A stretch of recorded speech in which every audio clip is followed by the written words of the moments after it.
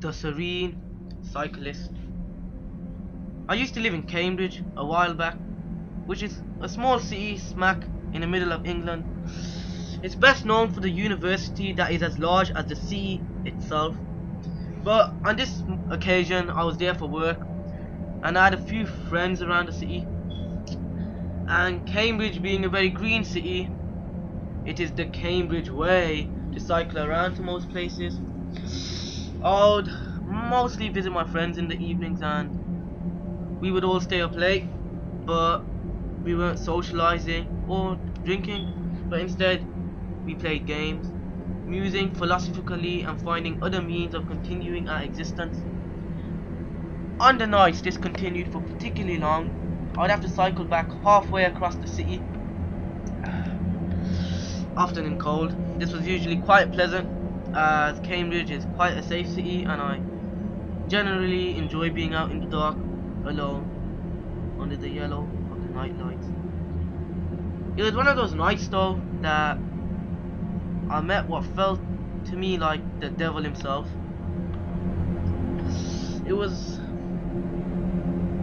on another one of those long, quiet, lamp-lit roads on a particularly chilly February night.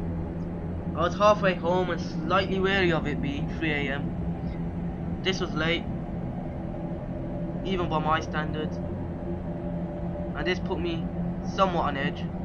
My senses seemed to be more alert than usual, and I was unconsciously keeping an eye on every single shadow on the road, trying to avoid as many alcohol fueled incidents as I could. As I turned into a street that told me I was not very far away from my apartment, I started to feel much more peaceful. It was halfway across the street, biking at my leisure, that I noticed a man. He had a dark jacket, cycling around 20 feet in front of me. My senses suddenly sharpened again due to the simple fact of him seeming to appear out of thin air. Perhaps I had not been paying as much attention as I thought I was. This man was cycling quite slowly, and even while barely pedaling, I slowly started to draw near him. It was also starting to get quieter on the street. It took me a few moments to realize that I could not hear the man's bike or the many mechanical clicking sounds my bike often made.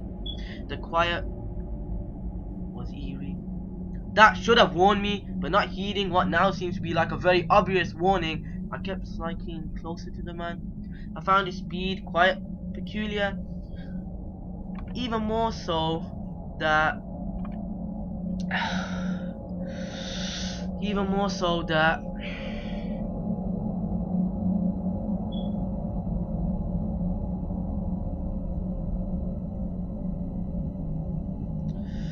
his dark attire, and so I drew nearly level. I glanced at his body. I say his body because his face was not very human. It was made of what can be only described as a shadow, and with eyes that seemed to be like the very depths of hell itself.